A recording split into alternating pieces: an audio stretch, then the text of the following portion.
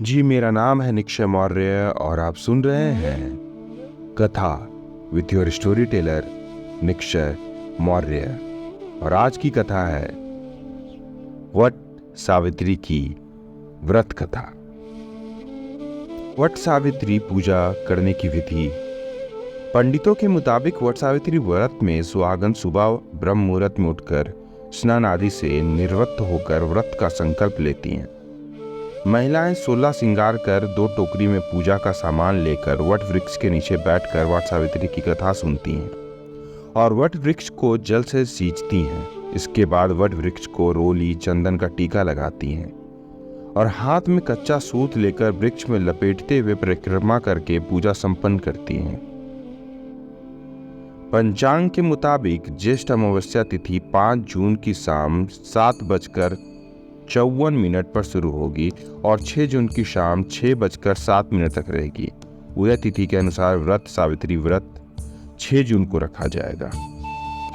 इस बार वट सावित्री व्रत और शनि जयंती 4 योग में होने जा रही है। ज्येष्ठ कृष्ण अमावस्या 5 जून को शाम 8 बजे से शुरू होकर 6 जून को शाम 6:09 तक रहेगी। सूर्योदय तिथि को देखें तो 6 जून को वट सावित्री व्रत और शनि जयंती मनाई जाएगी। विवाहित महिलाओं के बीच अत्यधिक प्रचलित ज्येष्ठ कृष्ण अमावस्या के दिन आने वाले सावित्री व्रत की कथा निम्न प्रकार से है।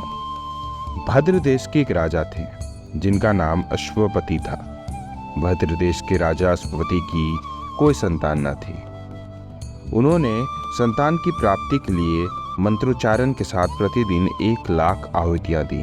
18 वर्षों तक यह क्रम जारी रहा। इसके बाद सावित्री देवी ने प्रकट होकर वर दिया कि राजन, तुझे एक तेजस्वी कन्या पैदा होगी। सावित्री देवी की कृपा से जन्म लेने के कारण से कन्या का नाम सावित्री रखा गया।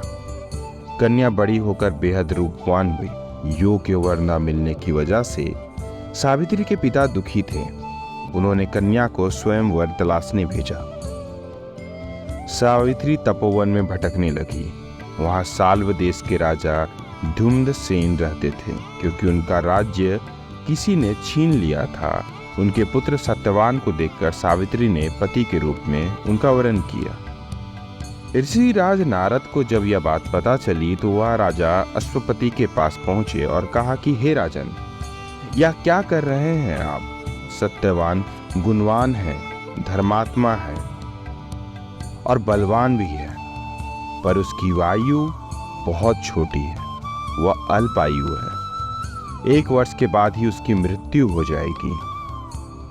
ऋषिराज नारद की बात सुनकर राजा अश्वपति घोर चिंता में डूब गए। सावित्री ने उनसे कारण पूछा तो राजा ने कहा, पुत्री, तुमने जिस राजकुमार को अपने वर के रूप में चुना है वह अल्पायु है।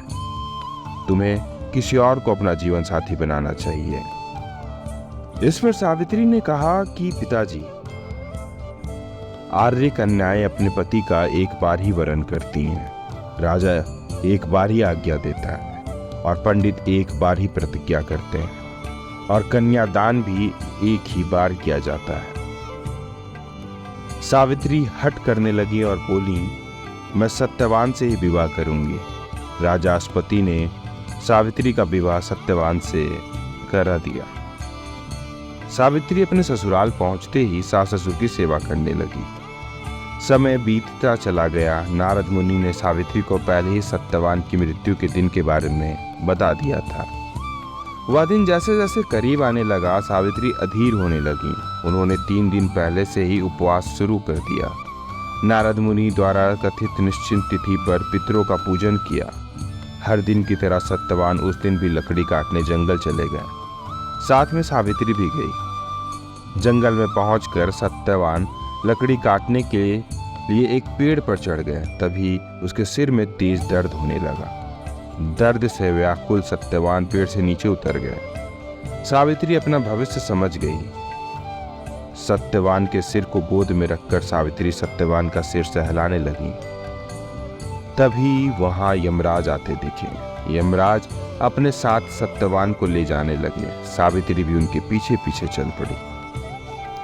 यमराज ने सावित्री को समझाने की कोशिश की कि यह विधि का विधान है, लेकिन सावित्री नहीं मानी। सावित्री की निष्ठा और पति प्रयणता को देखकर यमराज ने सावित्री से कहा कि हे देवी, तुम धन्य हो, तुम मुझसे कोई भी वरदान मांगो। सावित्री ने कहा कि मेरे पास सास ससुर वनवासी हैं और अंधे हैं, उन्हें आप दिव्य ज्योति प्रदान करें। यमराज ने कहा तथास्तु, जाओ, अब लौट जाओ। लेकिन सावित्री अपने पति सत्यवान के पीछे पीछे चलती रही। यमराज ने कहा देवी, तुम वापस जाओ। सावित्री ने कहा भगवान, मुझे अपने पति देव के पीछे पीछे चलने में कोई परेशानी नहीं है, पति के पीछे चलना मेरा कर्तव्य है। यह सुनकर उन्होंने फिर से उसे एक और वर मांगने के लिए कहा।